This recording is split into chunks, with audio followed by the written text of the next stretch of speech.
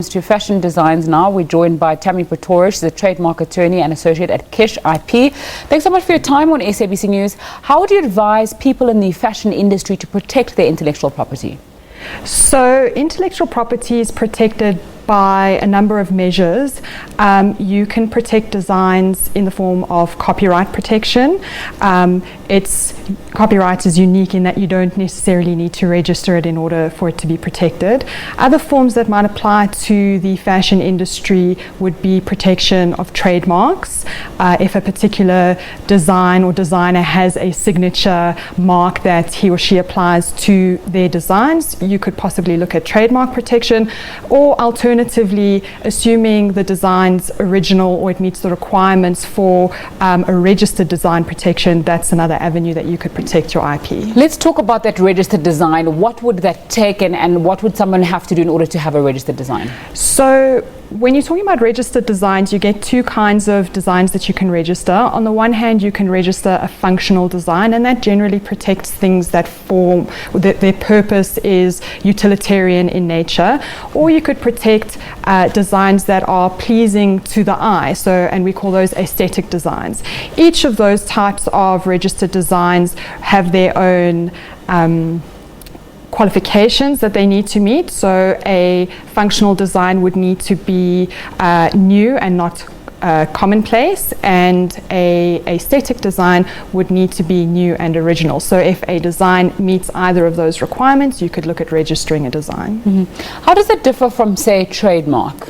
So a trademark is a sign or a mark that distinguishes a person's goods from those goods of another person. So where a designer has a very signature element that they apply to their designs or to their range, you could look at protecting that as a trademark. A practical example would be, for example, the Louboutin shoes have that very signature red sole, and it could possibly be protected as a trademark if it hasn't been already. Okay, so let's talk about that. Loubs have red soles underneath. Valentino had a shoe that had studs all over it. Yeah. Let's say 2 years ago. This year in stores across South Africa, you are seeing that shoe. We know it's not a Valentino shoe, but it's being sold.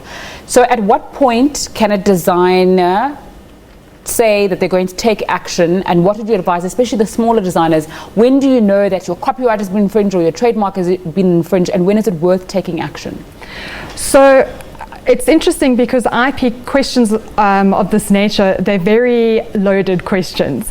And when you're deciding on whether you can take action, you need to really look at what your level of protection is. So where the designer has registered designs or registered trademarks, it's really very easy then to decide that that's the route that you're going to take. But when it comes to something like copyright in a design, then it becomes a little bit murky because copyright's not registered. And also because in an industry where you are promoting creativity, there's a lot of gaps in copyright protection and the fashion industry that aren't necessarily filled by other forms of intellectual property protection. So you really need to analyze what it is that's being copied and whether what's being copied fulfills the requirement for protection in terms of intellectual property. If you're relying solely on copyright, you need to make sure that the studs on the shoes, it's original.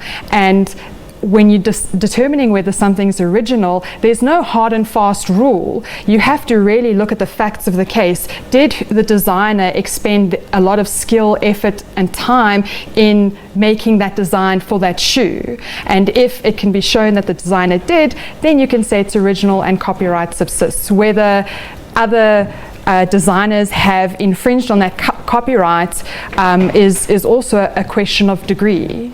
So as a South African designer or creative, how helpful would it be if I went to Cipro and their website? How helpful or onerous is that process of registering a copyright or patent, or just getting information from that?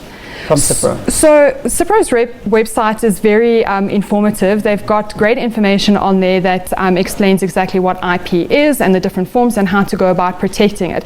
And it is very possible for designers to approach Cipro themselves, for example, and file a trademark application. Copyright is not registrable, so you wouldn't register it at the Cipro. The difficulty comes in in actually enforcing that IP that you're seeking to register. And that's where CIPRA won't necessarily help you, and you do need some level of legal advice to be able to advise you on how best you should be protecting that so that you can enforce it effectively down the line if necessary. That's where you come in. That's where I come in. Thanks so much for your time, Tammi. I think we're also talking about CIPC, not CIPRA. I keep on making that mistake. That was Tammi Pretorius, trademark attorney and partner at Kish IP.